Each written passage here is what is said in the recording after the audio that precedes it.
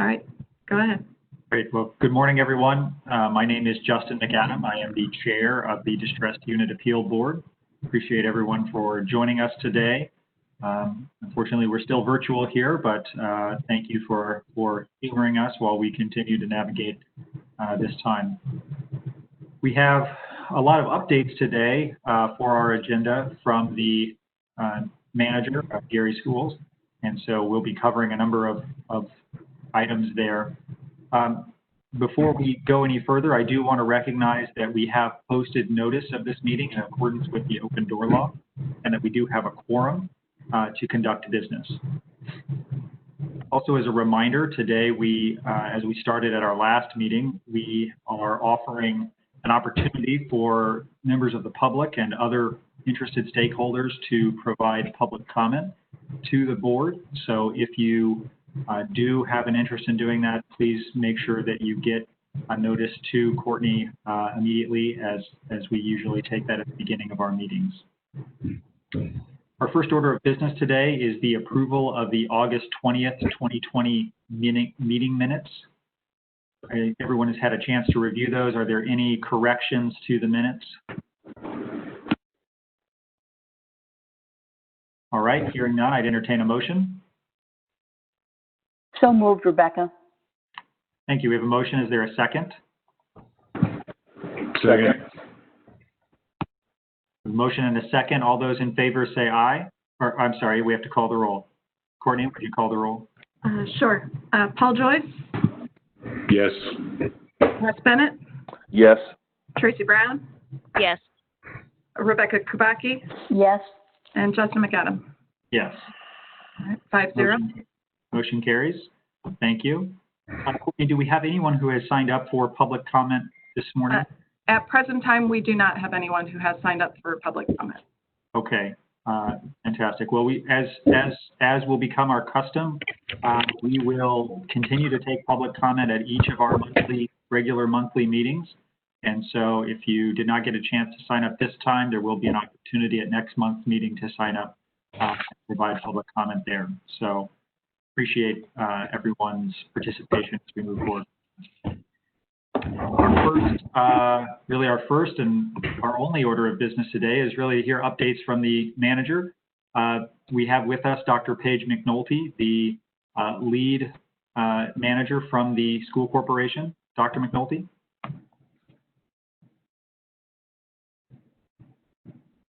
Sorry, I was trying to get unmuted. I owe the first dollar. So, good morning, everybody. Good morning. I'm very excited to be able to share updates today because I think we have a lot of exciting things happening in the Gary Community School Corporation. So I'm really excited to be able to share out today. The first thing I wanted to share is that, as you're aware, we are actively seeking a referendum for this November 3rd election, and I think that it's going very, very well. Certainly we have still a hill to climb with whatever it is, 45 days or so to go, 50 days, but I think we've made some great efforts in this regard. I want to publicly thank Dr. Smith, who's been actively helping and working with us on this effort.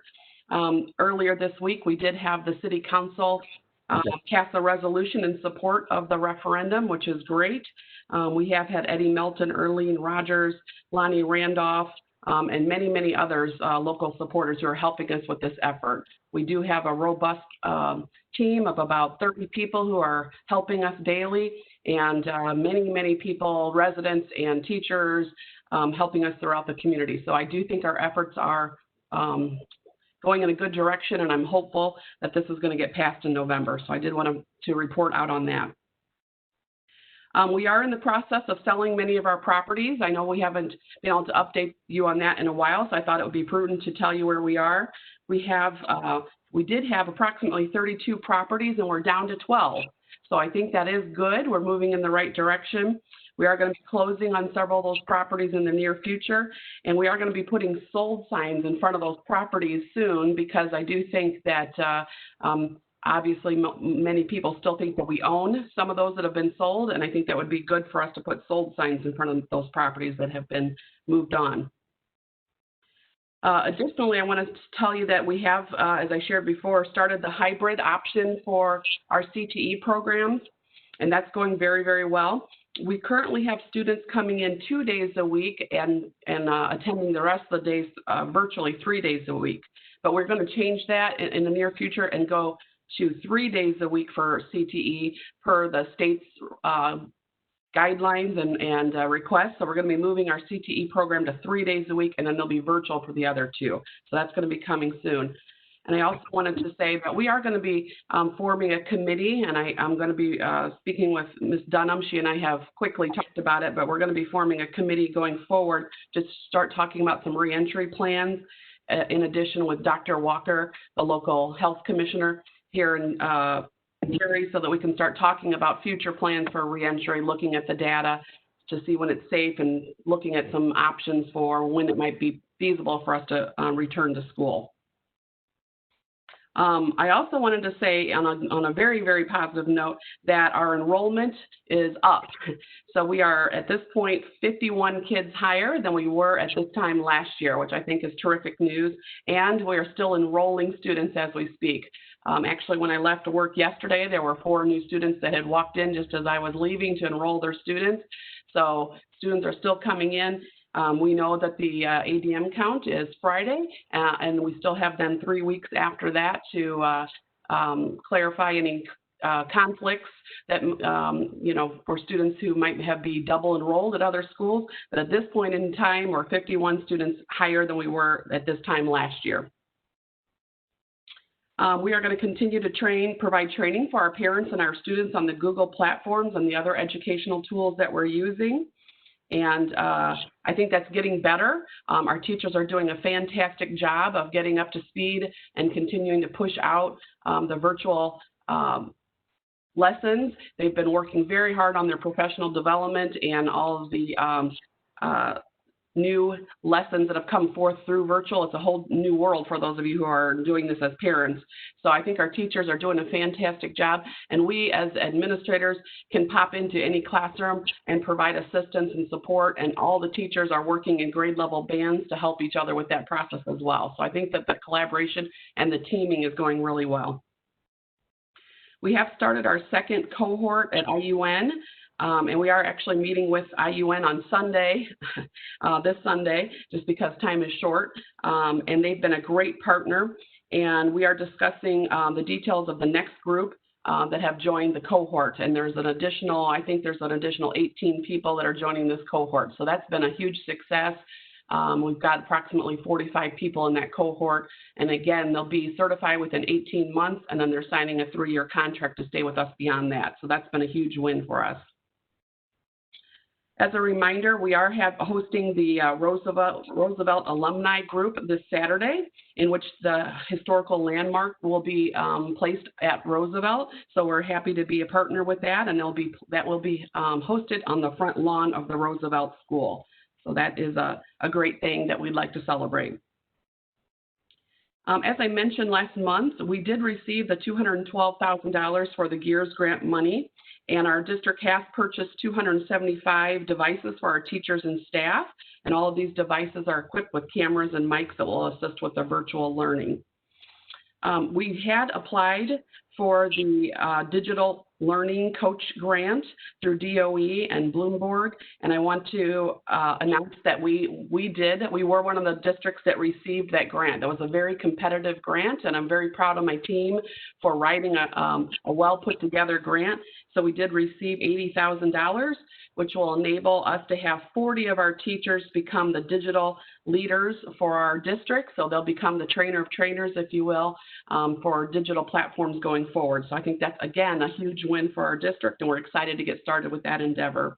Well, congratulations on that. That's fantastic. Yeah, we're excited. How many districts received grants?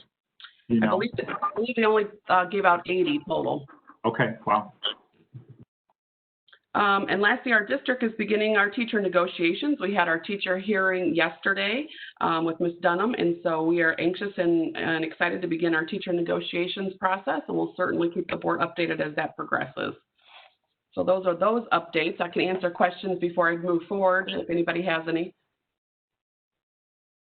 how is virtual instruction going for students, parents, teachers? What's the feedback you're hearing and your overall experience that people seem to be having? I would say, just to be very candid, I think that it's overwhelming for teachers, certainly. And I hear that from all of the superintendent's districts, at all of our local neighboring districts. It's difficult to switch from in-person to having to plan for virtual learning. But again, I think our teachers are handling it very well. And I do think it's forced us into this teaming. And so that has been a positive thing. But I think that they have risen to the occasion and they're doing a good job. We have, I'd say about 80% of our students logging in every day. We have about 20% of our students that are logging in intermittently. And so for those 20% that are logging in intermittently, we certainly have our FACE liaisons, social workers, guidance counselors, everybody reaching out to them on a consistent basis. We've been doing home visits as needed, taking paper packets, whatever we need to do to try to find and reach out to those 20% that are hit or miss. How do you monitor engagement and student attendance? How does that work for your students? Yeah, so students have to log in at the beginning of each class and have to be actively turning in assignments, and it's in real time, so we can see if they're there, and they have to be actively submitting their lessons on Canvas and actively logged in. So. Great. And we can see, and again, our administrators, as opposed to doing walkthroughs, are now doing virtual walkthroughs. So they have to pop into classrooms regularly, and they are doing that. That's fantastic. Mr. Chairman? Yes, please. Dr. McNulty, anytime you have new technology or new processes, there's typically a learning curve. Could you speak real quickly to if I were a parent that was having a problem with my technology, or what processes or what resources, or what should I do as a parent if I'm having trouble logging on or using the new technology that I may not be completely familiar with? Yeah. And I've had that myself as a mom. I've had to call the help desk several times. So we have a help desk number that we've got on our website. We've also robocalled that number out several times. We put it on our social media. Our IT has a help desk person dedicated 24 hours a day, and those tickets have to be resolved within 24 hours. So we can only ticket, and I can see in real time how many parents have asked the same question. And if it's a common question, then we're developing a teaching module or a video, if you will, that we're posting on our website. So we've done several videos on our website to say, open your Chromebook. This is exactly what you do to get to your Canvas page. And so we're trying to do that. We've also hosted some small sessions for parents who are making appointments to come in 10 or less with our IT help people so that they can work with parents face-to-face if they need some help. So you obviously have several layers of help, if you will, to for resource help for people to go to. Very good. Thank you. Thank you very much. You're welcome. Other questions for Dr. McNulty? So the other thing I wanted to mention is that we, as promised, have adopted a resolution for our local merchant preference, as well as our local hiring policy. So I just wanted to quickly review those for the group. And the first one is the local merchant policy that has already been put into effect. And just in short, it is saying that be it resolved that the corporation recognizes its position as a major purchaser in the community, and while it is the intention of the corporation to purchase goods and services of the quality and lowest possible cost throughout widespread competition, if all other considerations are equal, the corporation prefers to purchase from established local merchants. And so that's the gist of it, but we want to make sure that we are saying that we are giving first preference to local merchants if all things are equal. The same goes for the local hiring policy. Be it resolved that the school corporation recognizes its position as a major employer in the community, and while it is the intention of the corporation to hire the most qualified candidates for positions through widespread competition, it is the intent all qualifications are equal, a preference will be given to the local residents. Mr. Chairman? Yes, Representative Smith. Yeah, I tried to get to you before for some reason when you're not hearing me. So now I'm pushing down the bar trying to approach this way. I I want to go back to a general update, and I had some questions about the local nursing and local. Yeah. Yes, please. The first one, I just wonder what is being done to assist teachers who are not competent with e-learning. Because I understand from talking to others, some of their buildings are having great difficulty. Did you say what's being offered to assist students who are struggling with e-learning? No, with teachers struggling with e-learning. Yes. So we've had many professional development, and we continue to have those weekly. So our students are synchronous Monday, Tuesday, and Wednesday, and they're asynchronous Thursday and Friday. So on Thursday and Friday, as well as Wednesday morning, because we have late start Wednesday, that we have time built into our schedule, and we have professional development built into the calendar every single week for topics specifically for IT tutorials for our staff, and we've done hundreds of them already.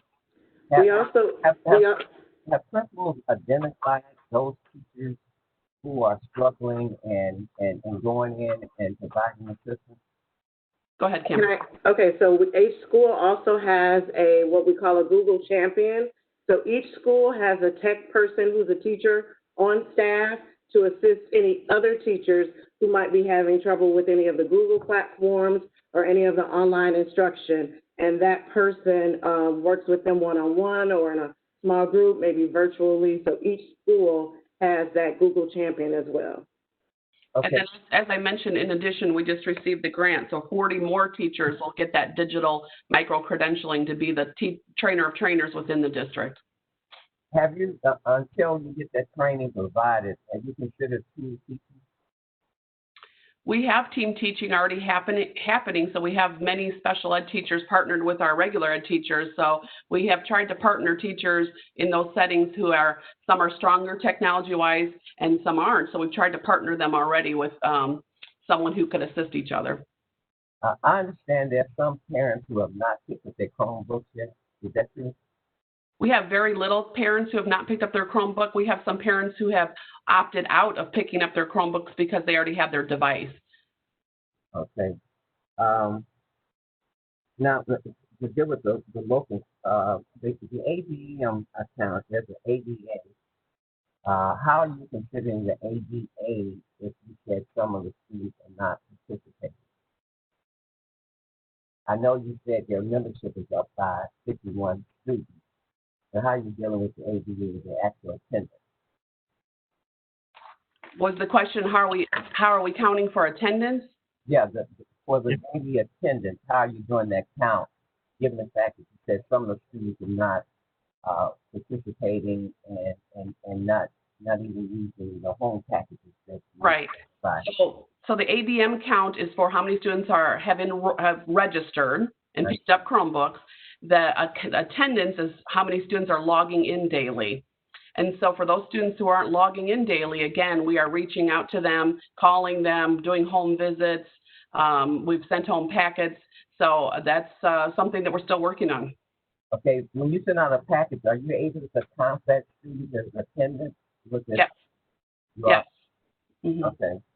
Let me move on to the local preference. First of all, I want to commend you for doing the local preference and the local hiring, because as you said in the resolution that the school corporation is a major employer and a major corporation in Gary, Indiana. How are you going to monitor that? Because what I find out is that many of the principals will go online to order, to get things, and they're not giving local providers any opportunity. So the principals can't just go online and order. It has to go through our vendor list that's pre-approved already. So they can only pick through the vendor list that's afforded to them or on our site that we allow them to pick from. Would I be privy to that vendors list? Sure. Okay, I would like to have a copy of that. Yeah. Okay, thank you. Oh, one more question. How are you doing the observations? 4 observations are required per year. They don't have to be formal clinical observations, but you have to have 4 observations. How are you handling that with e-learning process? So the observations are being done virtually this year, as they are with most school districts at this time until we go back to school. But at this time, the observations are being done virtually. So our administrators can go in, they have rights, administrative rights to pop into any classroom, or they can walk into a classroom and sit and watch a teacher teaching to a screen as well. But they can pop into any classroom virtually at any time, and they're doing that regularly because they're submitting their data to us. And the teachers know that that's happening. Okay. And what about the formative testing? The formative testing, how is that being handled, given the fact that students are at home and you don't know what resources they're using, whether parents are assisting or what? How is that being monitored? Right. It's a good question. My kids just took NAWIA from home last week, which was interesting. But I'm going to pitch that to Ms. Bradley. So we are starting, our window opened on Monday, actually, for iReady for K to 8, and well, 1st through 8th starts on Monday. We have some programs on the computer, Go Guardian, and that allows the teacher to have some control over the student's screen, so they can kind of see what's happening at least on the screen. We've also sent home some information about best practices, letting parents know that we really want to get a sense of what the child can do, that it's just a baseline, no need to assist necessarily. And the teachers and the students are taking these tests on synchronous days so that they can actually see the students in the cohort that are taking the assessment that day. Thank you. So they're kind of doing them in small groups. Thank you. And Ms. Bradley, just to confirm, the tests actually, you're able to offer them fully virtually now. Is that right? Oh, yes. Yes, sir. Dr. McNulty, I did have one follow-up that I wanted to bring up. There were a couple articles about Lew Wallace High School this past week regarding the closed building and some kids who made a video there. But I wondered if you could touch a little bit on just a brief update on what you're doing regarding Lew Wallace and how you're approaching as a district the demolition of those closed buildings. Yes. Obviously, that was not a good situation, not safe and not good. But we, as quickly as I can board those buildings up, the boards come off, to be honest with you. So we have increased our security as of late at those buildings. We already had security and security cameras, but we are increasing our security. I have been in conversations with the mayor and the chief of police and the sheriff's office this week, and so they are also offering their assistance. And I'm going to ask Mr. Parrish if he can speak to the demolition timeline. Great, thank you. Yeah, absolutely. So in our Path Forward School Improvement Fund plan, there are 8 phases. Each phase has a series of projects. And let me back up one step. The School Improvement Fund was House Bill 1065 that allows Gary Community Schools to defer common school loan repayments and build a fund for repair and renovation of occupied buildings and demolition of vacant buildings. So with that money, 8 phases. The first phase began July of 2020 and goes through December of 2020. Phase 2 begins January and goes through approximately June. It's not quite every 6 months, but it's pretty close. In phase 2 is the first demolition of a building. We've set aside $1 million, and so it'll be a major demolition of a major building. In advance of that work, we are going to issue an RFP for expertise, similar to how we have retained an architect on the repair and renovation work to make sure not only we're doing it right and to code, but we're getting the best price and the best economies of scale. Essentially, a project manager, project director on the demolition side would provide the same thing: the economies of scale, the best prices, the subject matter expertise. So we will issue that RFP in the fall and do the due diligence. So when the time comes to start the demolition process, the RFPs for the demolition work itself will be written and go out so we can start right away when phase 2 begins. And one last piece on that is phase 1, phase 2, the 8 phases. There's a lot of timing and deliberate actions around those phases. The first phase deals with issues that are essential to keeping schools open, roof work and boiler work for the coming winter. Phase 2 then begins some additional work that isn't as essential for keeping buildings open, but adds to the quality of the learning environment as well as demolitions. Thank you. Eric, can you speak also to conversations you've had or the team has had with the mayor's office and other stakeholders around how to decide? Obviously, I'm expecting there are more buildings to tear down than we will have money to tear down with this amount of funding, and so prioritizing which buildings to attack and in what order.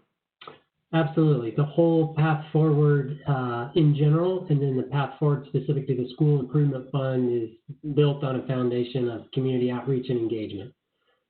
So we did surveys all throughout the late spring and summer, knowing 1065 was in place and coming. What are the priorities of the community? And that was a broad section, parents and students included, teachers, elected officials, community leaders, average citizens. Were able to weigh in on that and put together that priority list of both renovations and the order of demolition. Now, there's a lot of opinions on what the priorities are, absent the essential needs of phase 1. Everyone could agree to that. And so we've worked with the city administration and will continue to work with city administration to prioritize and make sure we're in alignment in the order in which we're going to move forward. It's very deliberate that in the document that we released, the School Improvement Fund document, it says building demolition. It doesn't give a name. And that was deliberate, not trying to hide anything from anybody, but circumstances and situations change and evolve over time. This is a 4.5-year process, and what we think was priority 1 in June of 2020 may be different in June or even September, June of 2021 or even September of 2020. And so there's some fluidity, flexibility built into that document. So the commitment's there for the demolition, the priority may change. And the last thing around that flexibility is we'll continue to market those properties. And if a viable bidder that has not just the financing to take on one of those structures, but a plan that's for the betterment of the community that really adds to the enhancement of the community, then we will continue to try to do that. And that creates some flexibility in naming those properties in the priority order as well. Thank you. Representative Smith, did I hear you chiming in? Yes, thank you. Mr. Perry, could you identify that one building that's planned for demolition this fall? Well, it's not this fall. It's late spring of 2021. Phase 2 begins January. And again, the reason why demolition is in phase 2 is the essential needs of keeping buildings open for school. And I know we're not in school, but we will be in school at some point. And so, and teachers are in those buildings that need boilers. So that's the priority order. The first building slated for demolition is Lew Wallace. That's the plan. Now, I just said 2 minutes ago, there's flexibility built into that plan. Circumstances, situations may change. We're marketing all of those abandoned properties. There could be a buyer that comes forward. There could be something that happens with city redevelopment that says a priority moves to higher on the list. But as of today, that would be the first building that's slated for demolition. What is the plan as you demolish buildings? What is the plan for the land that's left there? Will there be landscaping, grass, planting, or attempt to sell it? What is the plan after you demolish it? Yeah, I think it goes in reverse order of what you said. There's always the intention to divest ourselves of those buildings to a responsible owner. And if my assumption, my hypothesis is if a building is demolished and scraped in an appropriate way, that property could become more desirable for redevelopment. And so that fits into that narrative. We're trying to create ownership that adds to the enhancement of the community.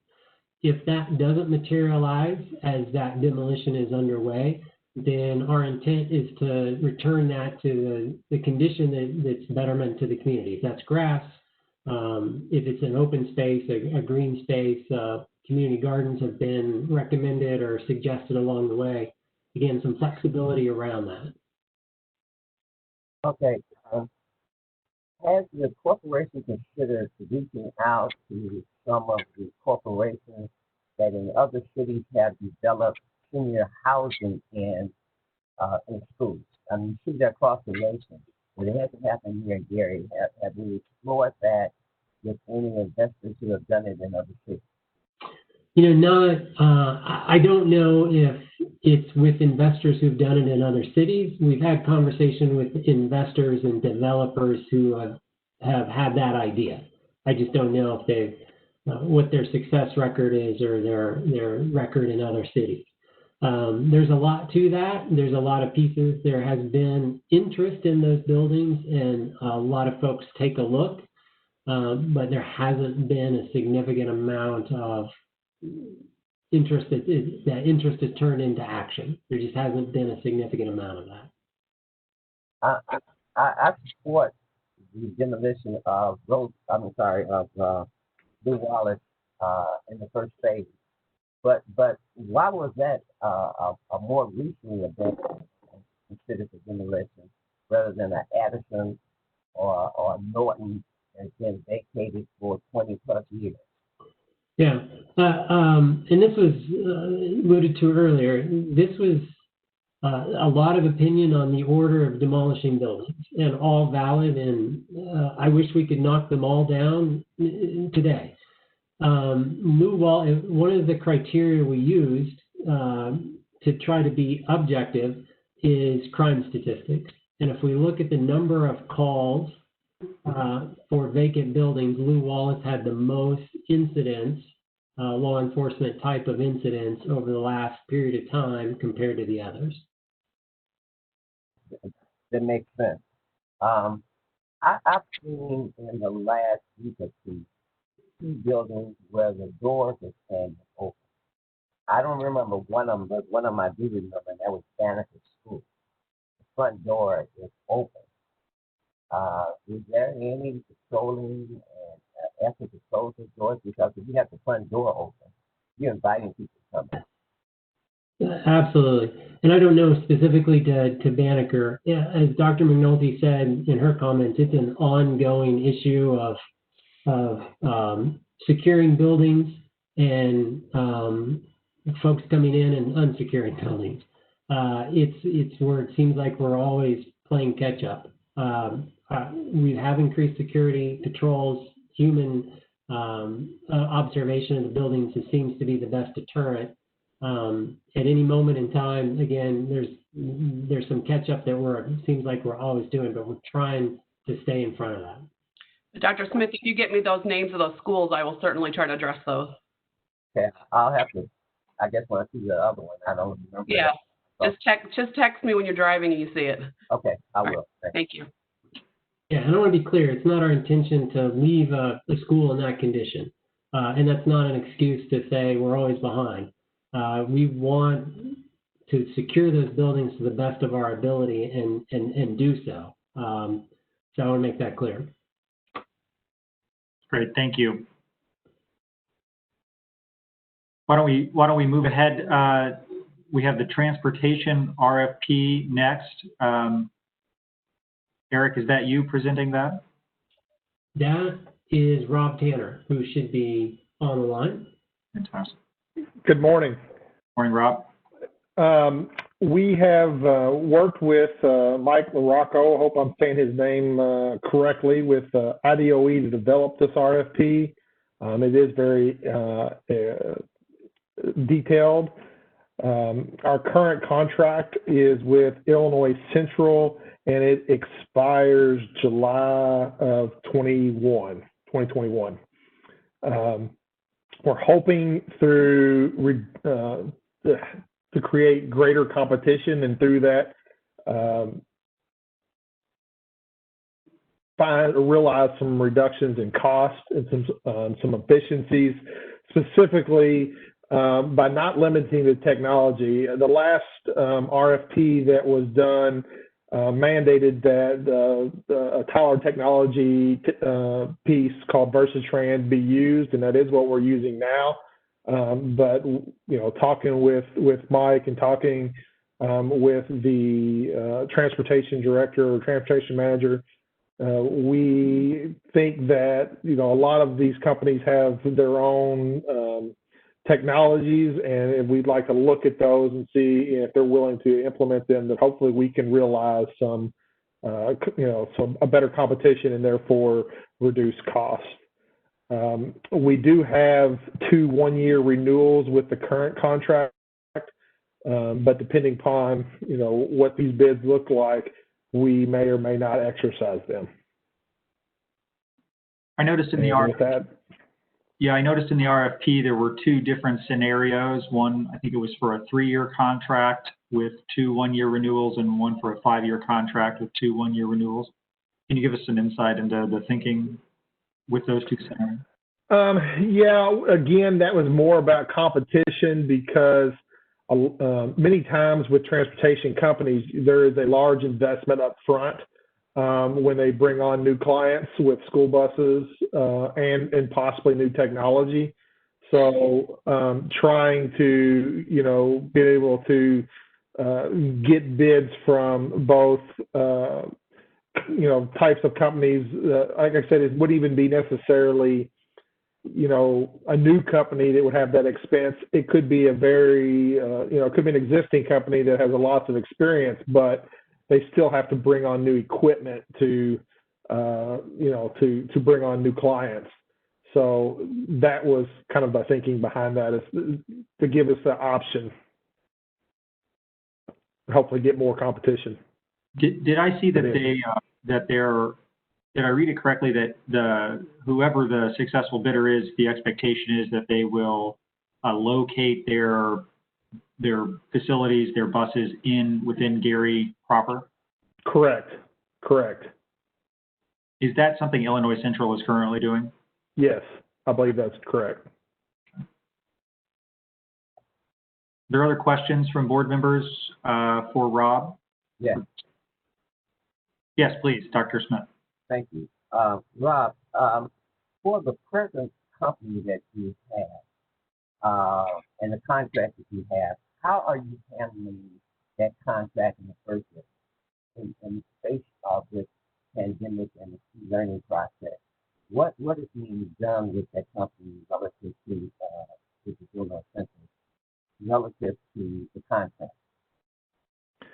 Well, and Eric, jump in here if I speak out of turn or say something that isn't correct, but I believe we are using them for in a reduced capacity for food distribution, but our contract is based upon use, so it's definitely been, we're using them limitedly. We are also using them to transport students for our CTE program. So again, we're doing that 2 days a week. Currently, that will be going to 3 days a week in the near future, but we are using them to transport students. So you had no commitment to them to maybe fulfill a percentage of that contract? I think that's correct.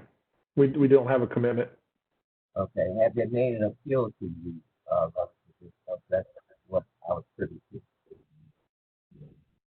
Yeah, Dr. Smith, this is Eric. Yes, they have. The Illinois Central has reached out to us, as I assume all of their clients in this situation, asking us to assist them through this pandemic time. I do believe Gary is probably using school transportation services more than other districts, not all districts, but some districts, because of the food distribution that runs on a very regular basis. Since we don't know how long this pandemic is going to exist, you still have that in this new proposal. You still have that position that we're not guaranteeing any percentage of use. Yes. You said yes. Yes. Okay. the proposal of the RFP, on page 13, we have 0% for our preschool uh, um, fulfillment. Why do you have 0%? So you said page 13? Okay, page 13, yes. I think what he's referring to is page 13 of the actual manager's report, not necessarily the RFP. Oh, I believe sorry. he's looking at the chart of overview of ridership from the 2019-2020 school year. Right. Gotcha. Are you talking about the pre-K? Yes. It is my understanding that we do not have pre-K transportation except for special ed. Okay. So parents have to provide their own transportation. Is that something new? Because I've been to Bethune multiple times and seen the buses lining up in the past. So That is not something new. We have only provided transportation for special ed students.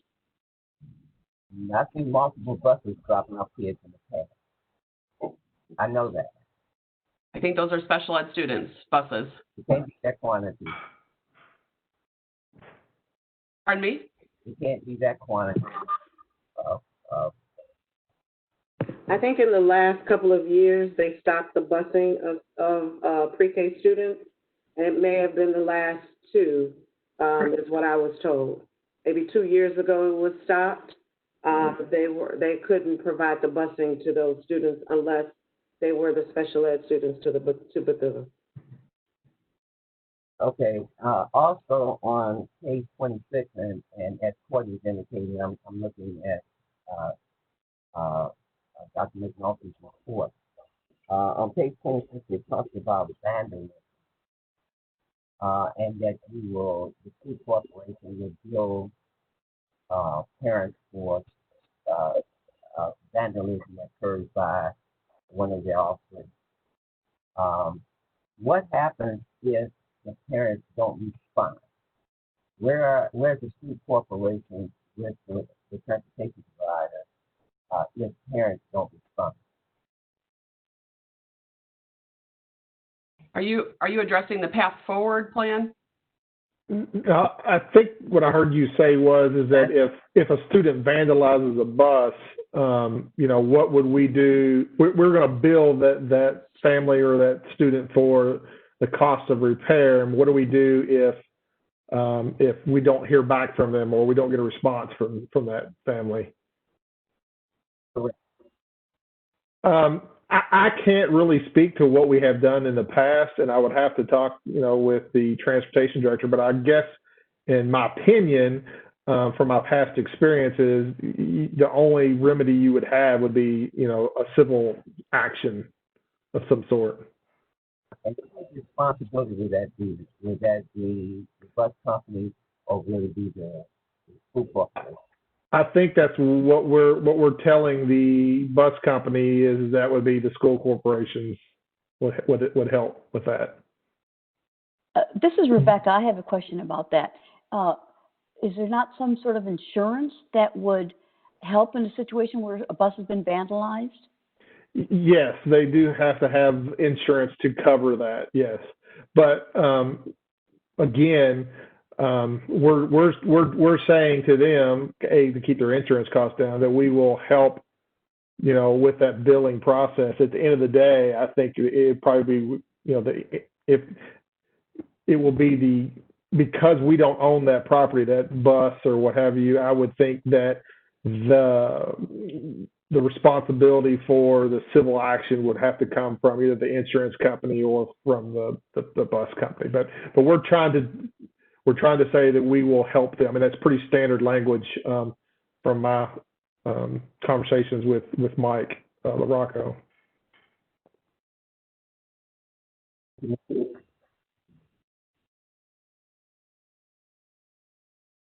Are there any other questions regarding the transportation?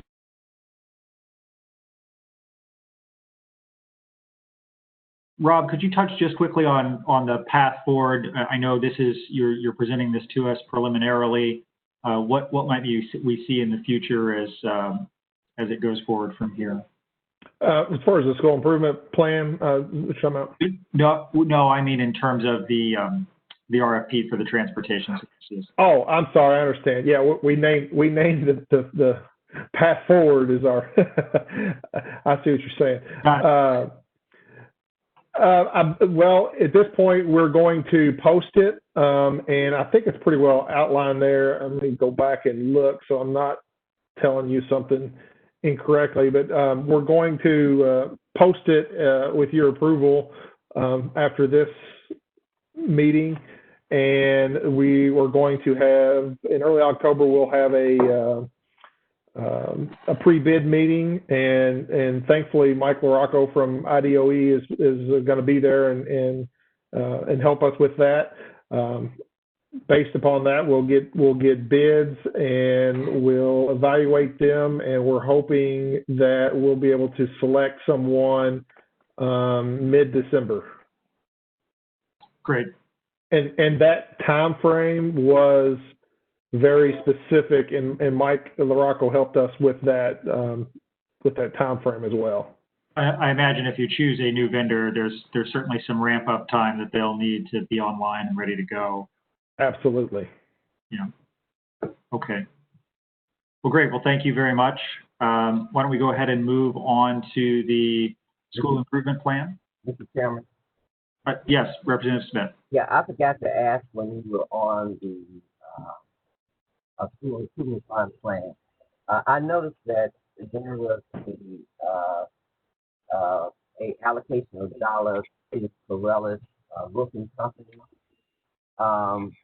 With this local preference, the roofing company we have is Turner. Did he not respond? Where's Corellis? I don't have that information in front of me, so it's something I'll have to answer or get you an answer to. Yeah, and Rob was just transitioning. You didn't actually miss it, Representative Smith. Rob was just transitioning to the school improvement fund plan update. So. Okay, but I need to have that question answered. I am very concerned about dollars turning over. That's the only way we're going to survive. Sure. Like I said, I'll have to get that answer for you. I don't know off the top of my head. I believe I need to talk with Mr. Howard, who was in contact or working with that. So. Great. Thank you. I would appreciate an answer on that. You don't have to wait till next week. Let me know if you do. Thank you. Absolutely. Absolutely. Rob, you want to go ahead? Sure. There's not a whole lot of changes from this week or this month from last month.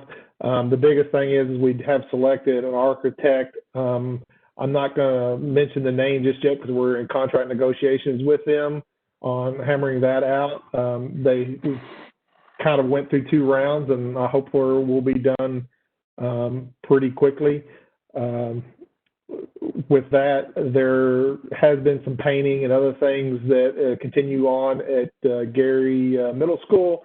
And also, I don't know if you see the picture there, but our proof went into action as we have the signs up at the local schools saying, hey, here's what the scope of work for each of these buildings are going to be. We do have one action item related, just one moment, Representative Smith. We do have one action item related to the school improvement fund. And as you recall, the statute requires us to approve expenditures, and we laid out a process for that when we approved the plan, and Courtney's put that together for us. So we will come back to approving the claims docket that has been included in here. But before we do that, I'll move to questions. Representative Smith? Yes. Is the sign that you're referring to the one that's on page 45 of Dr. McNulty's report? It's a sign for Bailey School that is up with 2x4. Yeah, yes. Is that it? Yes. So those are temporary signs? Yes, they'll be up through the process over the 4 years of the process of the school improvement fund plan. The reason I asked that is they were going to be permanent. They're not impressed. No, they're not. They're not permanent signs. I mean, they're really they're kind of a community transparency. Here's what that fund's paying for at this school.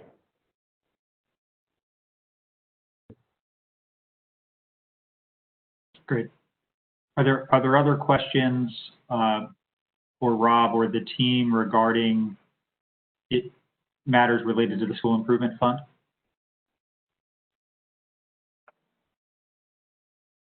All right, with that, Rob, do you want to walk us through quickly the claims docket that we have so that to tee it up for us to be able to take a vote on that? Sure. Let me pull that up on my computer so that I think it begins for those on the board. I think it begins on page 56 of the emergency manager's report.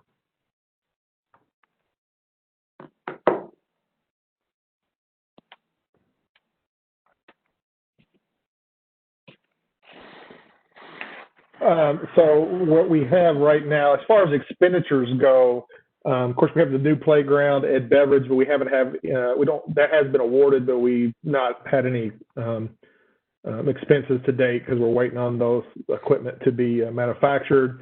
We have the architectural services. Again, no expenses to date. We're still, although we have selected, we're working on the contract there. And then we had the $2,463.89 for the signage that we were talking about. And those were broke down into the materials to build the signs at Home Depot, painting of the signs, Sherman-Williams, and then the actual banners from Print Pro, excuse me. And then west side, the roofing repair was raining inside, so it had to be done. And then the chiller repair at Glen Park. So total expenditures is $20,870.13. And then on the revenue side, we 2 months, so we were at $1,100,000. And I just want to say, and this is a little bit off the subject from this particular control project, is with our total roofing and HVAC work looking at somewhere in the the $10 to $12 million range, there will be smaller projects on this as we build the bank, for lack of a better word, to pay for some of those other projects. Thank you. Are there questions for Rob regarding the claims docket?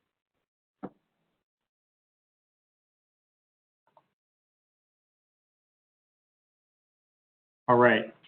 Hearing none, I'll entertain a motion to approve the claims docket as presented. Mr. Chairman, I make a motion we approve claims docket as presented. Is there a second? I second. Motion and a second. Any discussion on the motion? You would call the roll. Yep.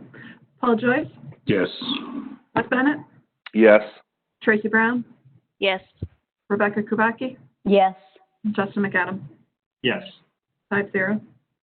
Motion carries 5-0. Thank you very much. With that, we'll move to the next item on the agenda, the path forward. This is the improvement plan that the school corporation has put forward. Dr. McNulty, are you presenting this?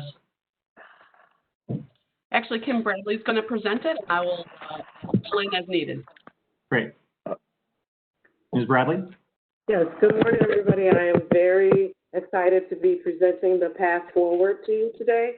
I understand that you have a copy of the path forward plan in front of you, but I wanted to start off by sharing the timeline that's led us to this plan.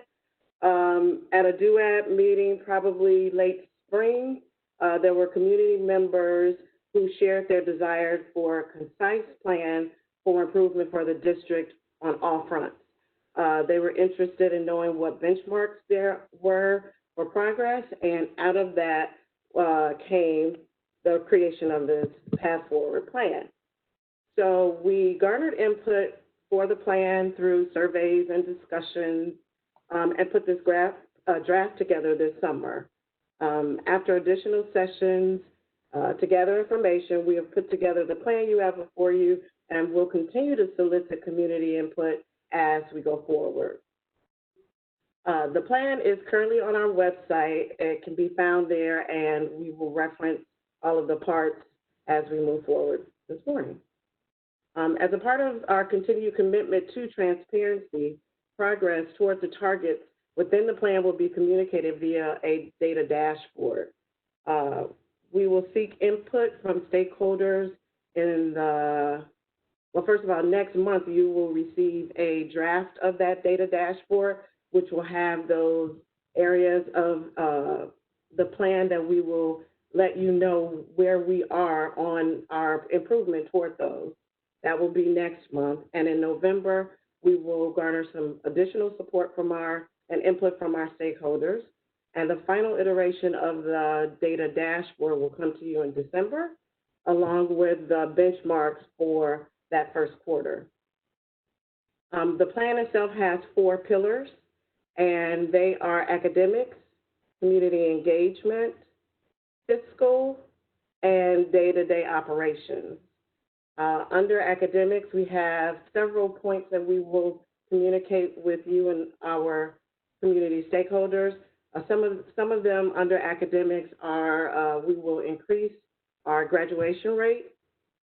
We will increase our progress on our formative assessments, and we are working to incorporate Black history into our curriculum. Earlier this week and a couple weeks earlier, I've had some discussions with the Historical Society of Gary. We're working together to come up with some programs to assist our students in learning about their history, and that point came directly from the input we got from the community. Under community engagement as well, each school will have an advisory board. The advisory boards are made up of parents, teachers, students, as well as administrators, and those boards work to look at what things are happening in each school, and that small group will problem solve and come up with solutions so that we can always be transparent and involve our community and move forward together. We will, of course, publish our progress toward our yearly and quarterly goals through the data dashboard as part of our community engagement, and there are FAQs on our website that we update regularly. As it relates to operations, we're currently training our resource officers in de-escalation practices. We are working diligently to decrease and eliminate audit findings on various topics through our focus on our new policy and procedures manual. And we've also distributed, as you know, over around 4,000 of the Chromebooks with hotspots earlier this last month. For fiscal improvements, we are working to invest in our teacher pay and teacher training, as was mentioned earlier through our partnership with IUN. We will continue to adhere to the viable deficit reduction plan, and we're working to increase that student enrollment, and we're up a little bit already, and we hope that we stay at that point and can also attract other students as we move forward. We intend to hold ourselves accountable to our community and work to be as transparent as possible, because we can't get to the path of student achievement in a bubble. We have to work together, and that is the reason for and the purpose behind this plan forward. Do you have any questions, or perhaps I can further explain any of the parts of the plan that you have in front of you? I have a question about the increase in enrollment. This is Rebecca. the parents come in to enroll the students, do you ask them what brought you to our school? Do you get feedback from them about why they're returning? I'm not certain if we ask what brought you. I think that our enrollment packet does have kind of like, where did you come from? How did you know about us? Those kinds of things. But I don't know that we have actual data to share with you today on, what parents have said is the reason for the increase.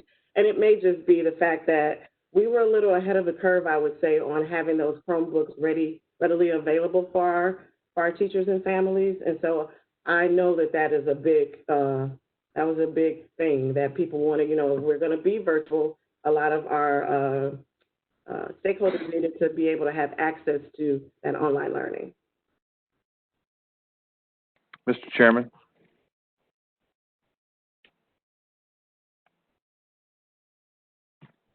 Mr. Chairman.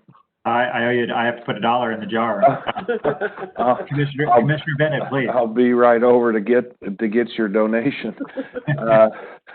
Ms. Bradley, thank you for that, and I'm sorry if I missed it, but on page, let me pull it up here. I believe it's on page 64. It's under the engagement section of your path forward, You talk about. We heard this at our last meeting about the committees that you're setting up for curriculum, technology, and food services. Could you give us a brief, the rationale behind the food services? I think I know, but I want to hear it from you, and I'm particularly interested in that because I think curriculum and technology, I think those are obvious ones. But I think food service is a stroke of genius on your part. But tell us what your thinking was behind that. I'll tell you what I think, but I'll ask Eric to help me out with this one. What I think is that we have food service done a particular way in the past, and then we kind of changed it up a little, and we're at the point where we're working with Sodexo, and there was some issue around that. But Eric, kind of help me out with that, please. Yeah, absolutely. A couple of things, and I think this comes under the category of lesson learned. Listen and then act, as opposed to act and then listen. We learned from our stakeholders, the advisory board, parents, teachers, community members, that food services is a high priority for Gary Community Schools. And at one point, we explored the option of bringing food services in-house as opposed to using a third-party provider, and the feedback was overwhelming that that's not what stakeholders wanted. So we did listen. And so learning from that experience to put food services as one of those standing committees to recognize the significance of it and the priority of it, and to make sure that we're doing everything to the complete satisfaction of all our stakeholders. Good. Excellent. And when do you expect to stand these committees up? When will they come online? Yeah. So first actions are taking place in September, and that's internally before we reach out to potential members to create a charter for each of those committees, a mission, an objective. Then with that, go into the community and solicit participation around that charter and mission and expectations, and then have meetings starting, it may be, I have to look at the plan, we have it penciled out in a nice Gantt chart, either October or November to stand those up. I think it's October, yeah. October. Okay. And last question, I believe, Mr. Chairman and members, what are other local school communities doing in regards to similar things, or if they are or if they're not, in regards to transparency and accountability? I'm really excited about to see this dashboard and what it's going to tell us and how it's going to demonstrate what's going on in Gary. Can you tell us what others in the region are doing? I would say that I haven't really seen a dashboard to this degree. So there are sometimes dashboards that you can find on districts' websites that deal with maybe academics only, but not the scope and span of those areas. I've not seen that. I think that this is different from what other districts have done in the past.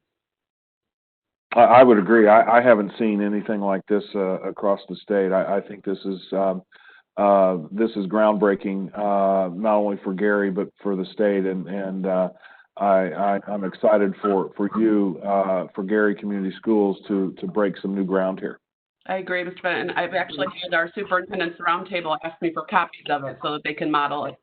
So. It's a proprietary. No, I'm just kidding. Well, Tom, if they help us solve the deficit, they can have a conversation. Right. Found a new revenue source. There you go.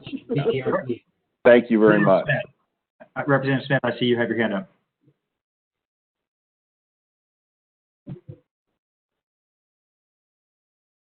Representative Smith, you're actually muted. Can you hear me now? Can hear you now. Okay. I was wondering, Ms. Bradley, what I didn't hear a whole lot, and maybe I looked through this section of Dr. McNulty. I didn't see a whole lot about how you plan to improve instruction in order to increase student learning.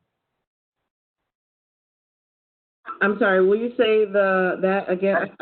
I didn't see a lot in this section that deals with the path forward about instruction, when you plan to improve instruction in order to increase student learning. Did I miss something in here, or is there a detailed plan of how you plan to do that?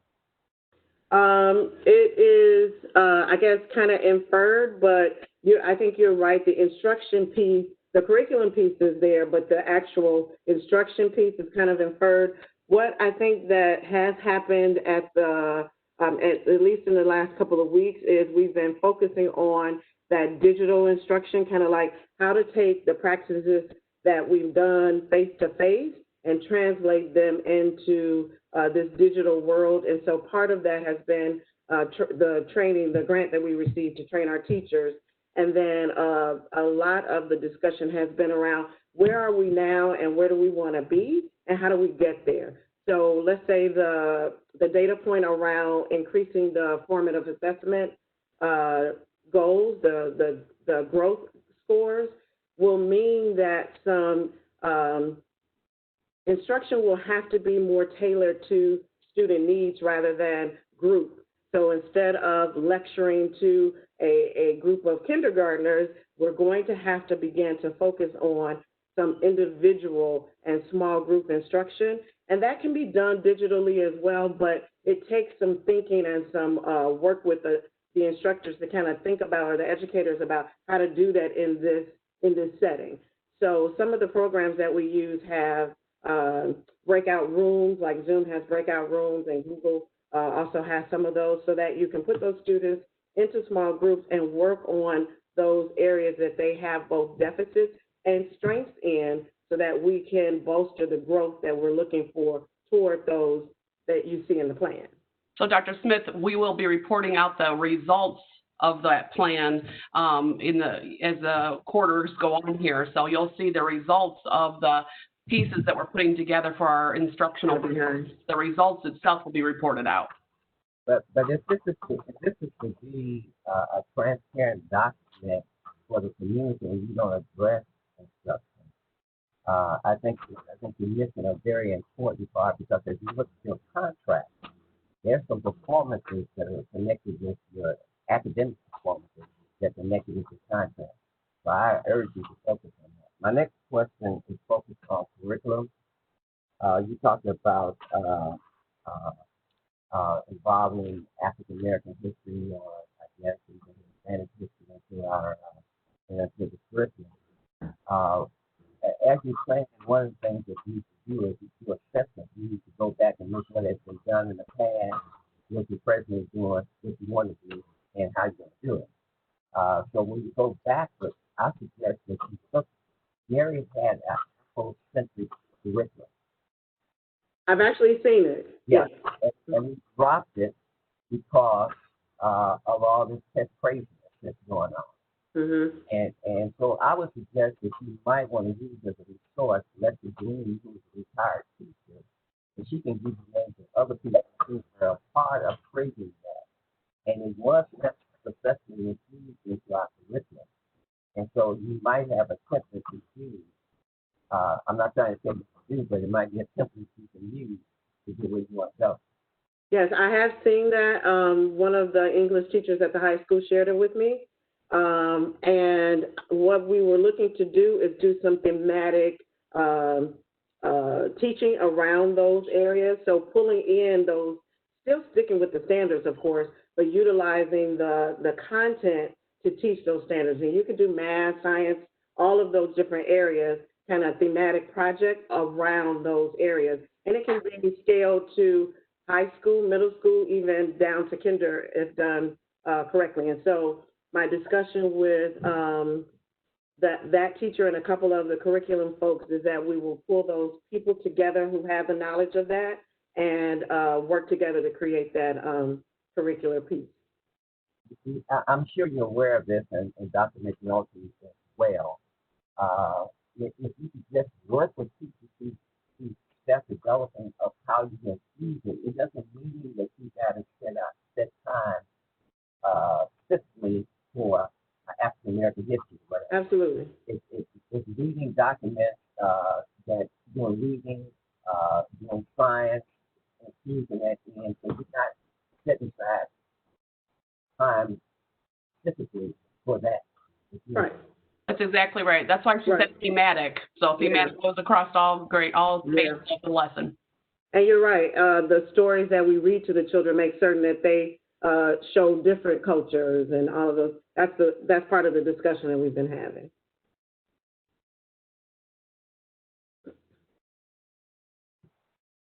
Ms. Bradley, thank you. Are there other questions from board members for Ms. Bradley? All right, well, thank you very much. Look forward to seeing continual updates of this and really seeing this come to fruition through the dashboard. Thank you. Thank you. Up next, we have the Roosevelt School RFI. Eric, is this yours to present? All right, I guessed right this time. All right, very good, thanks. And I just want to share a little bit of information with the board today. Mostly the intent of having the RFI on the agenda is to answer questions and to solicit feedback before we release the RFI.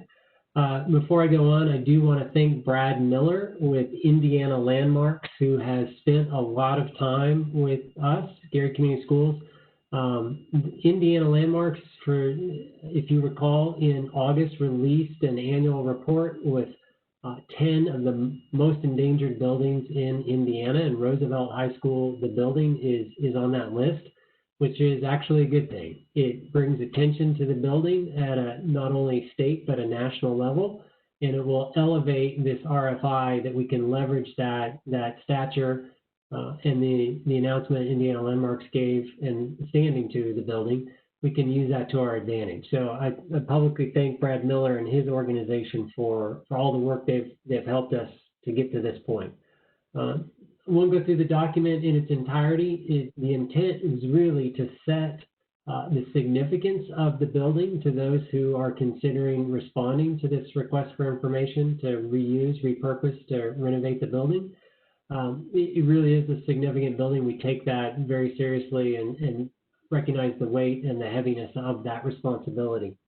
And then also to set the parameters for potential bidders, that this is a major undertaking and that to do it well, to meet the needs of the community, to preserve the historic nature and significance of this building within the Gary community is a significant undertaking. It's going to take a serious group or corporation or entity, nonprofit group of citizens, whoever that comes out to be. The intent again is to set those expectations and the parameters. Depending on the feedback we get from today, we will release this on Monday, unless something comes up today that will delay that. But that is the intent, and then we'll keep you updated monthly as this continues to unfold. And from there, happy to answer questions or take feedback on the RFI. Eric, thank you. I know you've put a lot of work into this over the last several months, and it's been a big process. In terms of what you're looking for in a bidder, what you're looking for in someone who would be successful here. Give us a little insight of what are those parameters for you guys? Yeah, in the RFI, the parameters are fairly clear of intent of use and track record of taking on a project of this magnitude. There's obviously more to it, qualifications and things like that.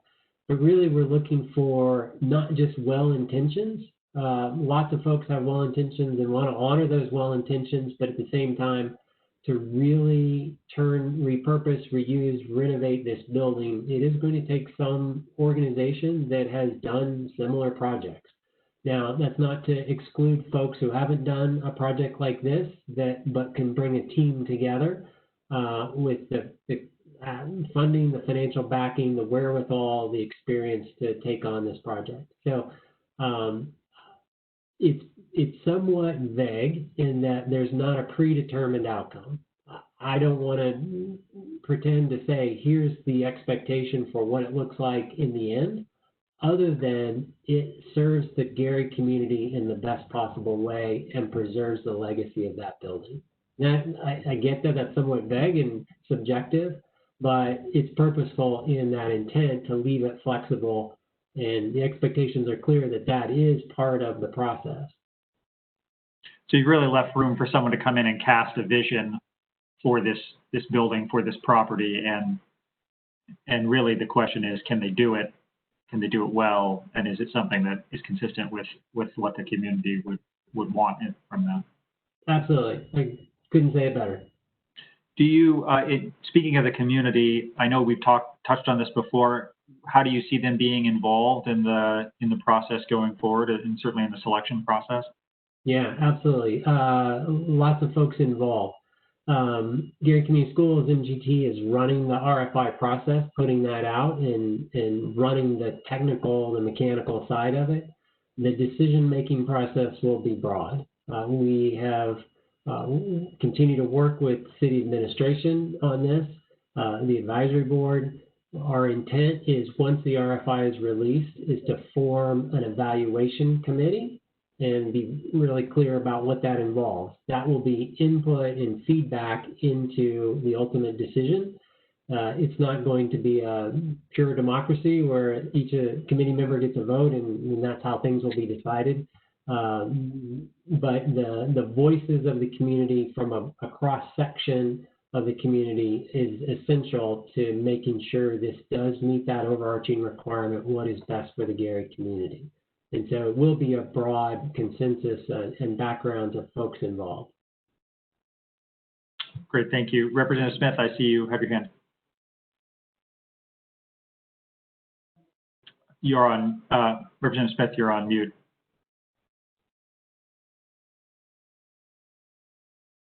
Yeah. Can hear you now.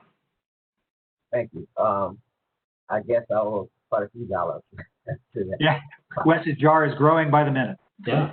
Yeah. Eric, I run across people all the time that stop me and want to talk about road and how to be used, but none of the people have any money or have the commitment to do anything. Have you had any viable plans presented to you up to this point that might be? We have not received any formal documentation or a proposal to this point, no.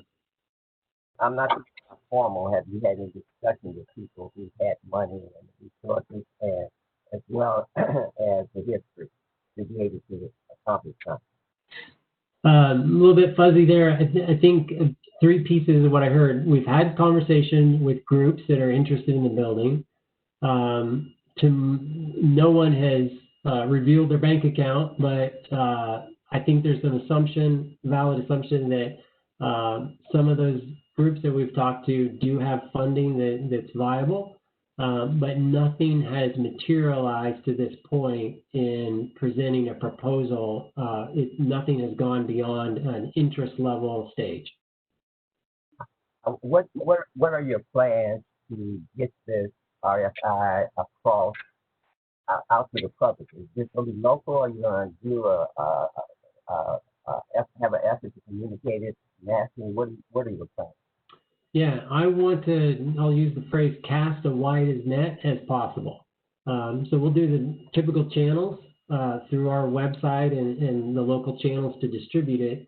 We will continue to work with Indiana Landmarks to distribute it through their network.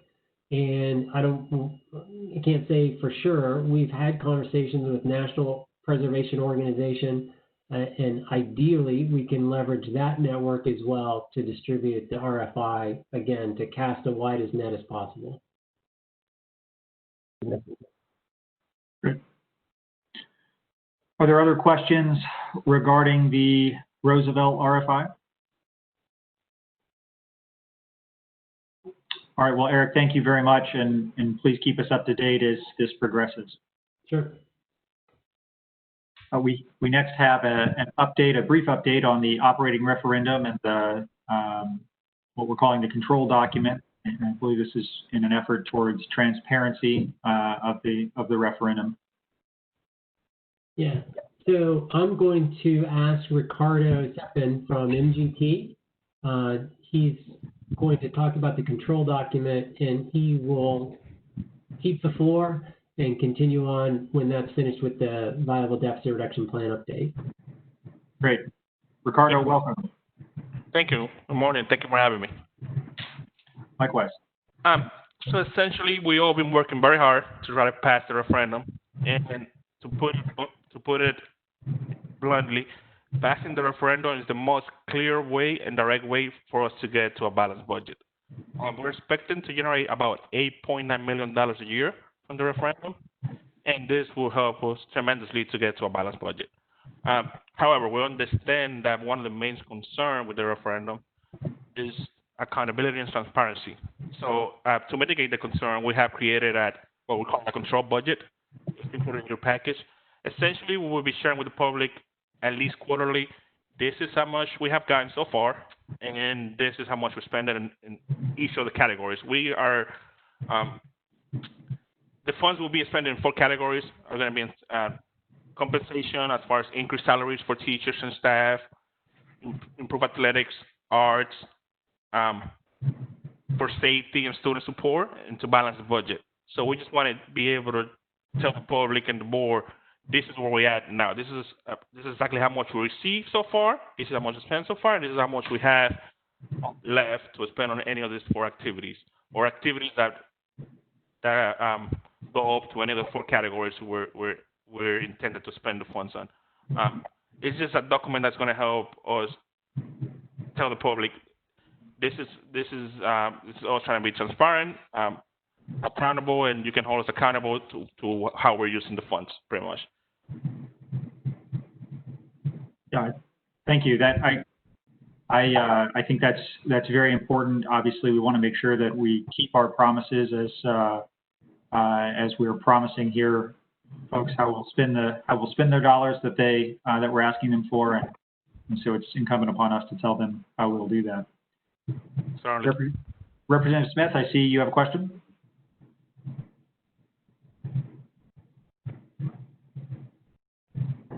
Representative Smith, you're actually on mute again. There you go. Okay. I wanted to, in your presentation, you started off, and I think Dr. McNulty did that when we had our last meeting. We keep leaving off a part that the ministers paid in it for that additional 4 cents. We keep leaving out converting West Side into our high school. That was the plan that you shared with us initially, but hasn't it evolved and it should have another component to it? And you keep leaving it off. Is it sincere? Because we moved it up to 15 cents, 20 cents. You never say anything about the additional money for West Side and other schools. Yeah, I'll take that, Ricardo. So, Dr. Smith, the categories that are laid out are broad, and they align with the ballot question, which is required. And so within those categories, student safety and supports, there'll be a number of initiatives and programs that fall under that category. We just want to align the control document to those 4 categories. And then the reporting will be in detail underneath those categories, but the first pass, the first draft of this document does align to those 4 categories of the ballot question. The ballot question, as I've seen it, is very generic. It doesn't talk about all those plans at all in there. So my question is, once again, if you never tell the public about that, and you're trying to get them to vote yes, I think you have to include that in that process, because one of the things that I've heard them say, the public say, is that they wanted a new high school. We know we can't build a new high school. This is our plan B for the new high school. I think it must be part of reporting. Well, I think there's 2 pieces to that answer. One is the operating referendum cannot be spent on capital, so it can't be spent on a building. But concurrently, and we've already started the process, the School Improvement Fund, the 1065, creates that opportunity to invest in our schools. I think our charge is to make sure folks understand, and we're very clear in the communication of how those 2 initiatives, the referendum for operating and the School Improvement Fund for capital, are running concurrently.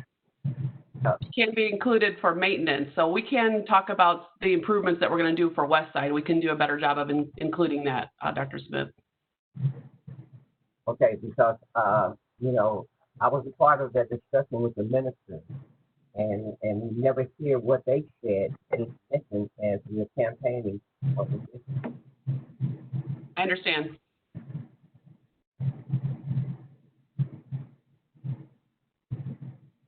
Great, thank you. Are there other questions regarding the operating referendum and the accountability document?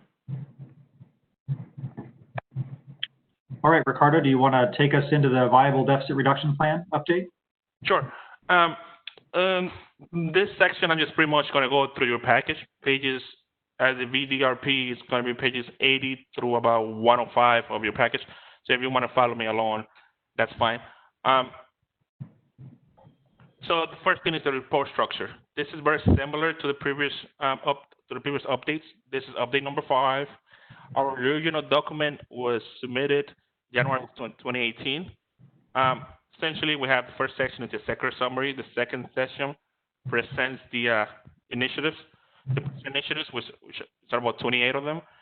This is the only change we made. We went from having the original description of the initiatives and then every single update to just having the original description plus this year's update number 5.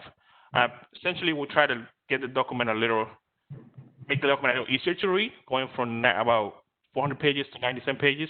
But if you want us to include every single update in update number 6, just let us know. We'll be happy to put it there. I'm sure if you guys want to be able to, maybe it will help you sleep better at night if you're having trouble sleeping. So section number 3 is future. I can say that I appreciated the brevity of this particular document. Yeah, and I'll just say that was accounting humor. We got to find it where we can.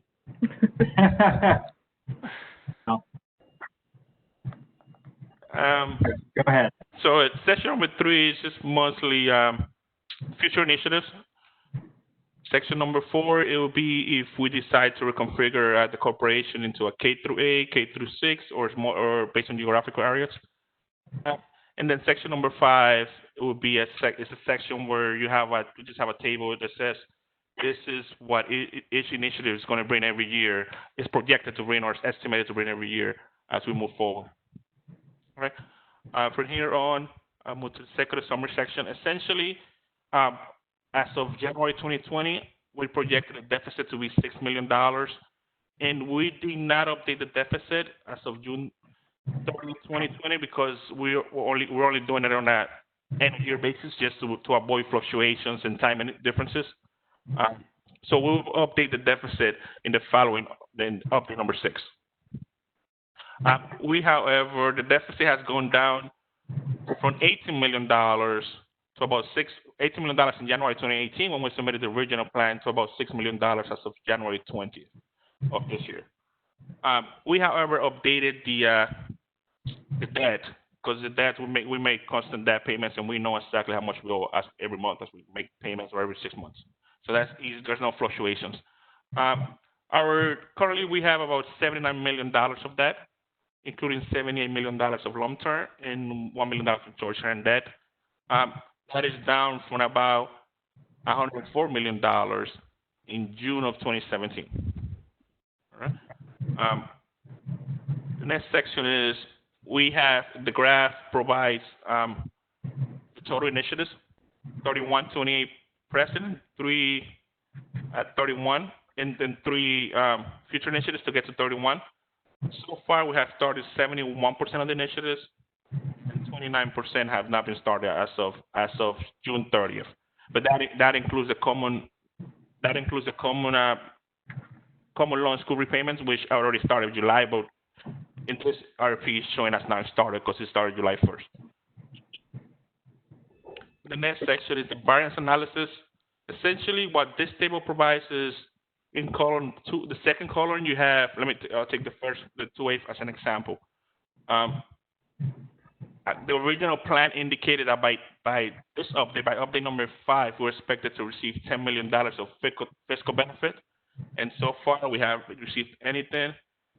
So our variance is $10 million short for that specific initiative. Now, this 2A is actually the the suspension of common school loans. So this one has started, and we're going to get the benefit. We're just going to get it at a later time.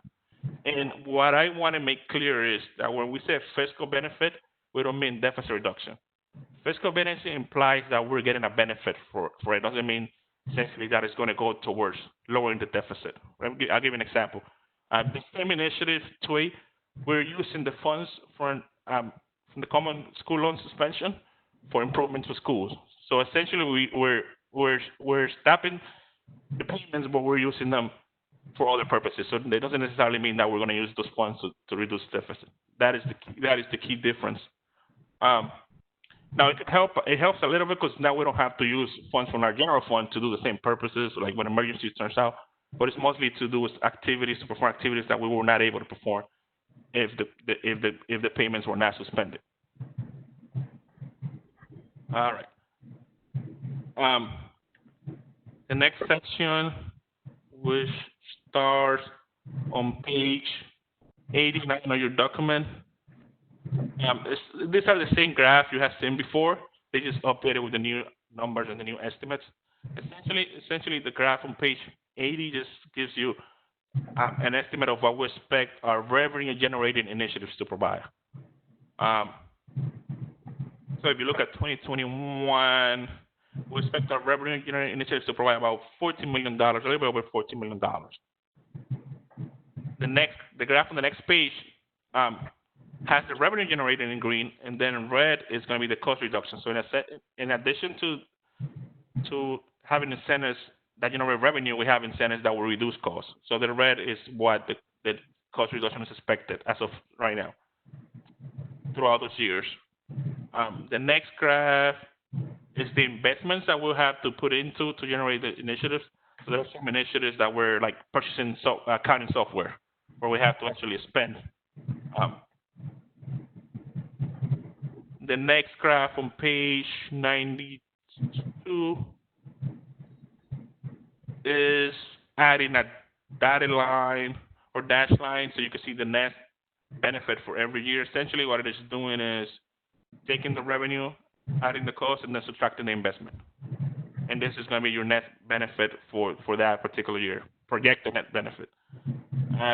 Graph on the following page adds the solid line for the deficit, which as I said earlier, $6 million as of January of this year. Then at the last graph, and this graph here, not the last one, provides another line that talks about the community benefits over the years. And these are all graphs that you have seen before, but if you have any questions at any point, let me know, or any changes or anything that we change. The last graph is the net fiscal impact. As of June 30th of this year, we expected or we estimated our net fiscal impact to be about $146 million for all the initiatives. And of course, that includes every year, 2018 through 2024. The $145 million is approximately 6% less than what we reported in the original initiative, or that we estimated in the original plan, or it's within 4%. Now, as you can see here, 2023, we expected it in the last. This doesn't tell you. It's the next page. I'm sorry, getting ahead of time. All right, so this one here is pretty much the same information, but in boxes. It tells you based on the size of the box. This is page 97 of the PDF document. Every box gives you the fiscal impact of the initiative based on size. So as you can see, our most important initiatives or biggest initiatives, we don't have to pretty much accomplish every initiative, but there are some initiatives that provide that are more important, are critical for us balancing the budget. And as you can see here, 2T, which is the reduction in force and attrition, we already started that initiative, and we're doing well. We're actually that one we have our variances in the positive, so we have saved more than what we expected up to this point. The second biggest one is 2E as in echo, which is again is the referendum. As you can see, that the referendum is critical to our path forward. The initiative 2A, as in Apple, we started this year is the suspension of the common loans. The other ones are smaller, they're critical, but those three are the biggest ones and the most critical ones so far for us to get to a balanced budget.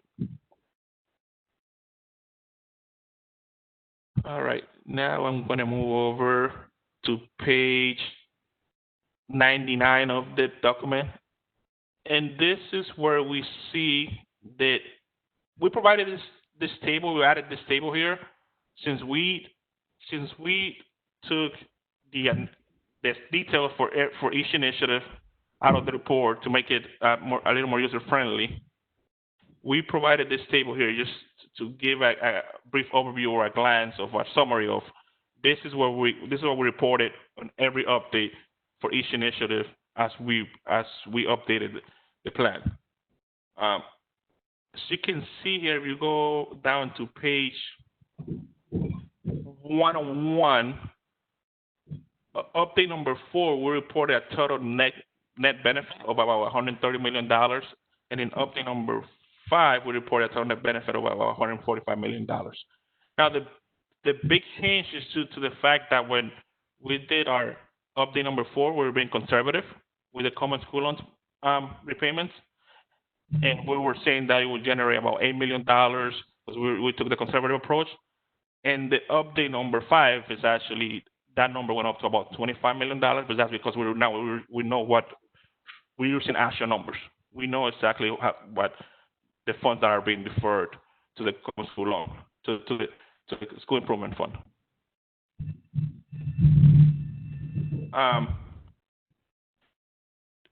Table number, the page 102, which is section number 5. As I said, it just provides an update on what we expect each initiative to the financial impact of each initiative year over year.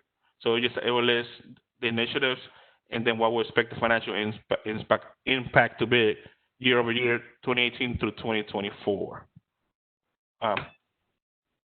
Again, and if we look at initiative 2E as in echo, we see that the referendum is generating if it's approved, it's 4.4 million next year, and then about 9 million every year thereafter. So it's very critical. Then I'll take any questions now. Great, thank you, Ricardo. Representative Smith.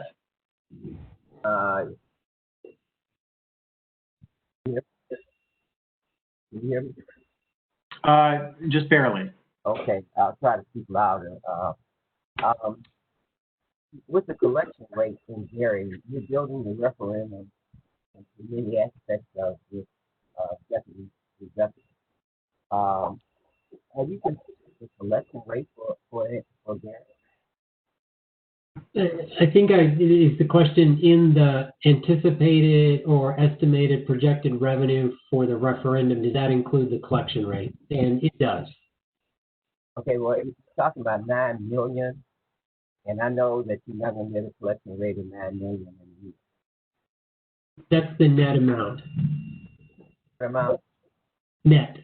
So less, it factors in the collection rate into the 8.9 million. Okay, thank you. One thing I want to thank you, Ricardo, for the report, and certainly Ricardo can answer some questions. One thing I do want to add some clarity to, in the table of contents, there were several sections, the executive summary, the present initiatives, the future initiatives.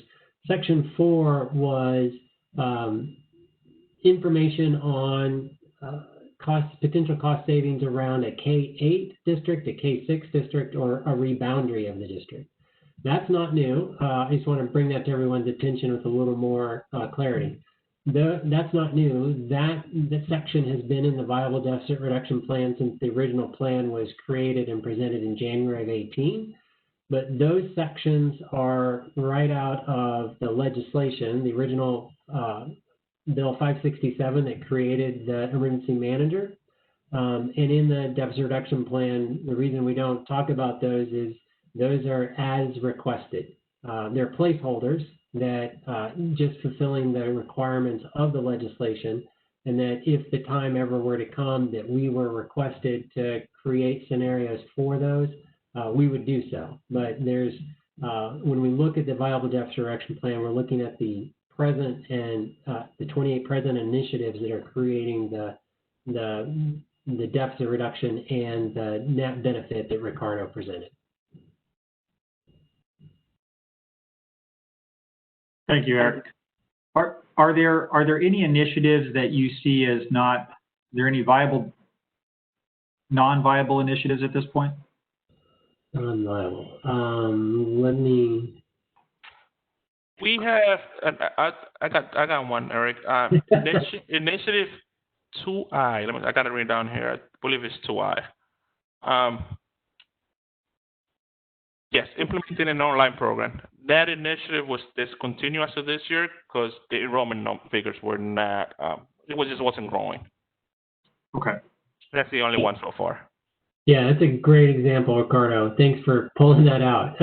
Yeah, if you look at the original plan, we had grand visions of creating an online platform that could compete with virtual schools, and that didn't pan out. So that's one. Another one, it's in place and it's generating some deficit reduction and net benefit, but not to the extent maybe we first thought, and that is 2U, like uncle. No, that's not it. I'm sorry. It's selling the buildings. And Ricardo, while I'm talking, if you could find which one that is. But I think initially back in January of 2018, we overestimated what we could generate in sales price for many of those vacant and abandoned buildings. And we have a much more realistic picture today than we did then. And it's a much lower number. Right. Appreciate that. And then that one is 2Z as in zebra. Okay. Z. Okay. Are there other questions for Eric or Ricardo regarding the VDRP update?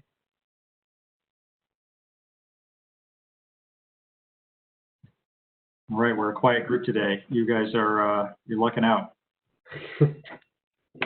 Well, that concludes our scheduled agenda for today. Is there any new business to come before the board today? All right, well, hearing none, thank you all for for being here today. Thank you for certainly to the Gary Schools team and MGT for all of the material and presentation that you made to us today.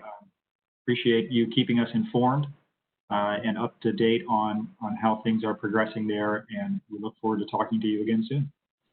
Courtney, I know you have a brief slide to go through, so I'll let you do that. All right. So yes, just reminders that I do at the end of all of these meetings. After you do log off of this meeting, you will see a survey pop up. That is for WebEx. That is not for DUAB. So if you do have comments that you would like to provide to DUAB, I would ask that you please go ahead and send an email to duab@duab.in.gov. Great, thank you very much. And with that, we are adjourned. Thank you all. Thank you. Take care. Bye-bye. Thanks. See ya. Bye-bye.